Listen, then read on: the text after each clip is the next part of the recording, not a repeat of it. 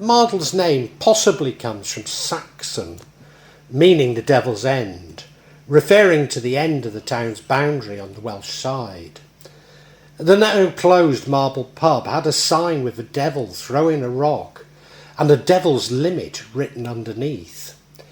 It relates back to a riddle that a knight of the Crusades has with the devil, who had been causing mayhem in the town centre.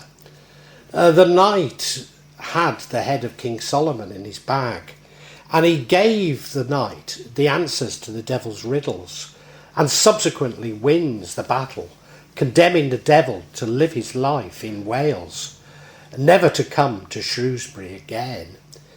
A devil, or could it be a monster, is said to be buried beneath Mardol. I picked up on this story from blogger Third Weight Contents, who has a lovely channel, and if you're interested in Shrewsbury, do watch it, and it's from where I discovered some of these new stories. Some of the timber-framed buildings date back to the 13th century. On one, suspended upside down on the corner, is a spectacular carved dragon. Could this be the origin of the dragon story? Well, probably not, as it would seem that the dragon was carved in the 1980s. Occupying one of the street's oldest buildings, a Mad Hatter's Tea Party themed tea room and champagne bar, 10 and 6, is said to be haunted by a ghost called Emily, who plays tricks by moving things around, knocking glasses and cups over, and banging on doors. The square is said to have many ghosts, but one I missed was a little boy killed by falling masonry in 1596, who cries out under the old market hall. The Elizabethan Hall is a Grade 1 listed building from 1596. In the early Middle Ages, the town square was a peat-filled mere. A previous market house was built on the same site in 1260. The building was demolished to make way for the market hall. The market hall has 2 stories. The upper large room was originally used by the Shrewsbury drapers, or dealers in cloth, to sell Welsh wool. The post holes where fleeces were hung can still be seen today. The lower farm was used by farmers to sell their corn. In the square there was an old kettle hole pool known as Bishop David's Pond, apparently named because of, the folktale goes, David, the 3rd Bishop of Wales, popped across the border for a few jars of communion wine, and fell into the pond and was drowned. This was the site of Shrewsbury's original ducking school. Now, there's no records of it ever having been used for witches, but it was used for nags, women who spoke too much. This was reserved for serial offenders, as the first offence was punished with a brank, or skull's bridle, or Scots bridle, and instruments of torture, which I have to confess amused me as a child at Rowley's House Museum. In broad daylight, ghosts resembling monks have been seen in the square, often at sort of strange heights. Due to it having been a bog, there were raised walkways all around the square.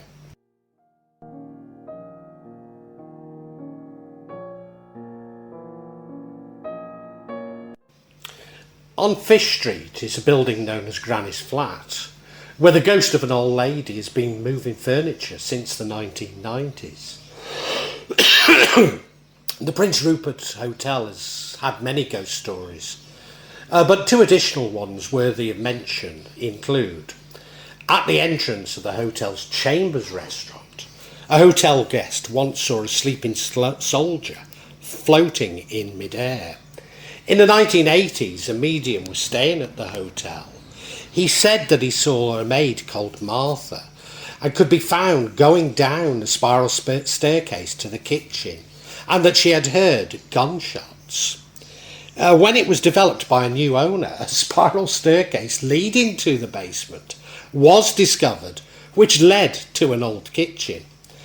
And later in this kitchen, a skeleton of a girl dressed in clothing from the 1700s was found, who'd apparently been killed by gunshot. Opposite the hotel is the Abbot's house, where my doctors used to be. A grey mist has been spotted in this building. I have to say, as a child, whilst frightened of the doctor, I never saw this mist. In fact, I was actually petrified of the very large glass syringes on show in the hall, which I now understand to have been used for enemas, but I was concerned that I would be injected using a very big needle with them.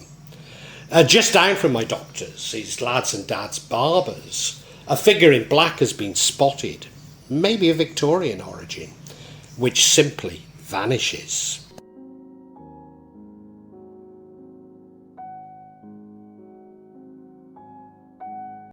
The Nationwide on Pride Hill was the Clarendon Hotel. Outside, two travelling tradesmen fought over custom, one killing the other, who was hung in the stables of the hotel. They're both believed to haunt the hotel and therefore now the Nationwide. On my last visit to Shrewsbury, I spent many hours in the Nationwide, having right of attorney and being executor of my mother's estate, attempting to access my out-of-pocket expenses. Alas, I failed to do so before having to return to Indonesia. I hasten to add, however, that I did not attempt to kill any of the staff, despite being upset. The Vodafone store on Pride Hill was owned by the British and Colonial Meat Company in the Victorian era. A ghost has been spotted in the back store, possibly a butcher from Butcher's Row or the landlord of what had been the Greyhound pub. In September 2020, a strange man claiming to be from Indonesia entered the store and has never been seen again. W.H. Smith's is where Morrissey's store was, with a fine dance floor on the upper floor. It was popular during the war with servicemen, and a female ghost in military uniform has been spotted here.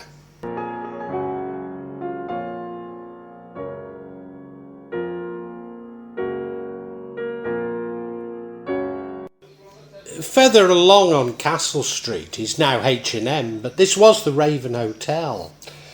A young girl has been spotted in the basement. At the old police station, the ghost of a policeman who hung himself was said to have been seen here. Castle Court is where the old county jail and executions took place, where previously I've mentioned poltergeist activity in nearby school gardens, and indeed commented that I'm not sure that we should describe such events as being poltergeist, but simply related to hauntings. Feet have been seen hanging in the air, presumably of the unfortunates doing the dance of death. There have been sightings of a headless man in the upper and lower floors. What is now a bingo hall was the old Granada cinema, noted for being where the Beatles played in Shrewsbury. It's also where I was taken by the school to watch the film Cromwell. A lady dressed in white has been spotted around the upper circle, where it's believed she died, and maybe even fell from the circle.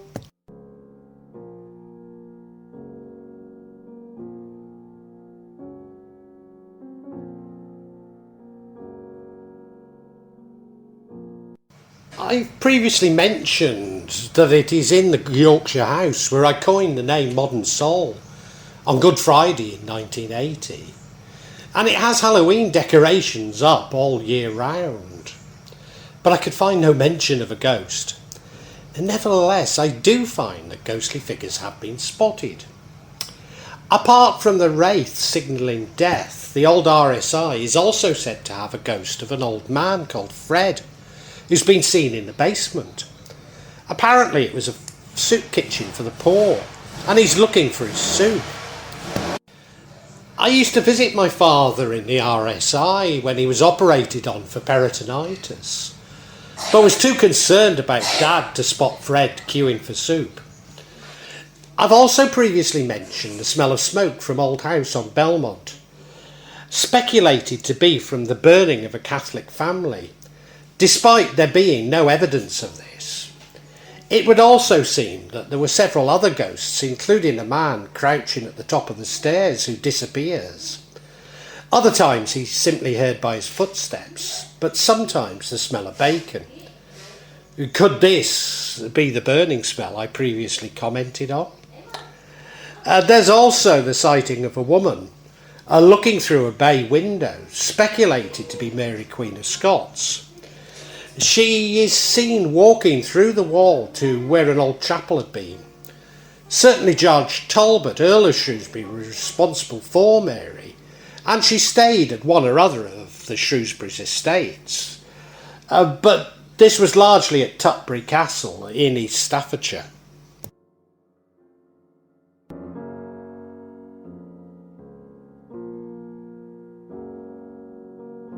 Whilst I'm still unable to find any ghost stories related to the Abbey, apart from my conversation with the Elizabethan ghosts in the graveyard, the old Shrewsbury Abbey infirmary in Queen Anne House, which is now the headquarters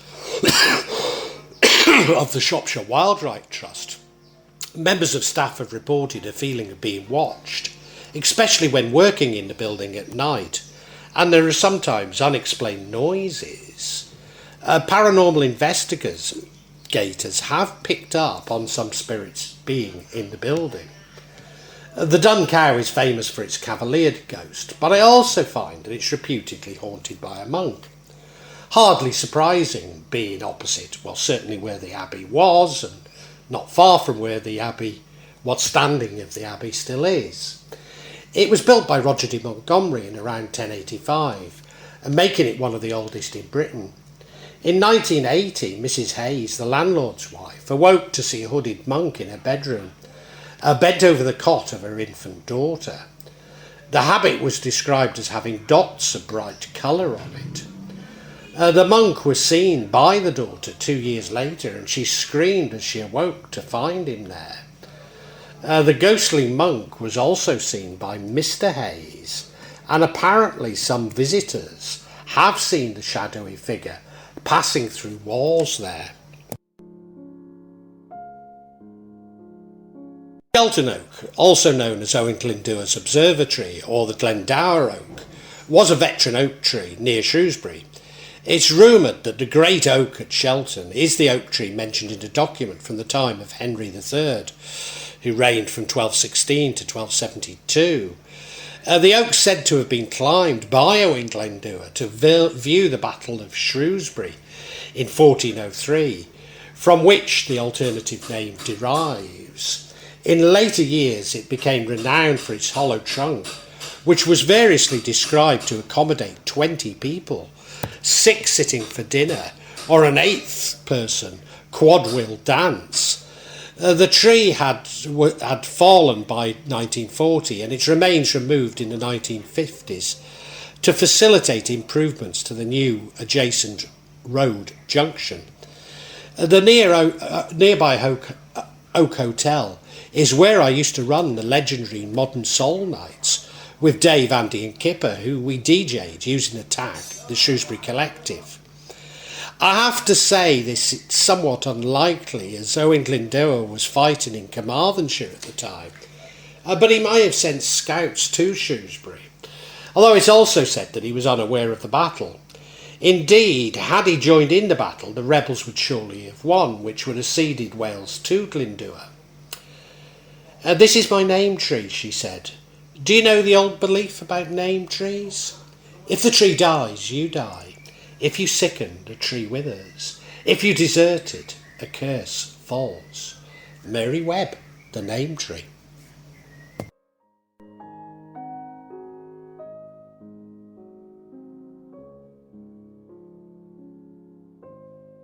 Now, I did search hard for a ghost story from the high school, but all I could identify was some scurrilous rumours that had been written about me in the girls' toilets, and even these have long since gone. However, ex-Shrewsbury High School pupil Jenny Lynn Metevia in 1991 says she saw her first ghost when she was 17. No, she doesn't say if it was at the high school. So it's a bit circuitous, my link, but bear with me. Her best friend, after recently being killed in a car crash, visited her in the night, wearing Mativia's favourite pair of shoes. Upon waking, Mativia knew it wasn't a dream, as one of her shoes was missing, never to be found again.